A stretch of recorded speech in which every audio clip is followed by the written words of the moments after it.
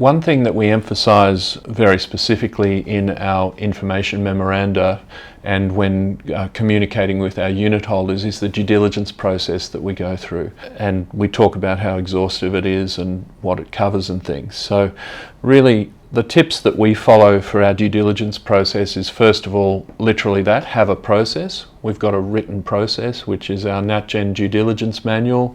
We go through it literally line by line and tick off the issues. And really, due diligence for a commercial property asset boils down to three things.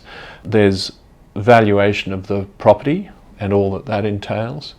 There's looking at the physical state of the property, and that's everything from the state of the pavements to the heating and ventilation system, crucially the state of the roof of the property, and basically generally anything to do with the fabric of the building. And the third thing is then the legal state of the property. So we check all the leases, we check that the zoning is correct, we make sure there's no contaminated land, and 100 different other things that you have to check to make sure it's in good shape.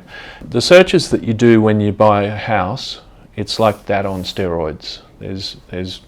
So the legal due diligence for a commercial property boils down to being basically the same sort of things that you deal with when you're buying a house, except in much greater depth. So there's more issues to deal with, and you deal with them, as I said, at much more depth. So we look into the town planning aspects in much more depth. We look to the original town planning permits. We look to if there's a contaminated land search that we do, for example, we often check the properties around it to make sure that there's no contamination within the vicinity.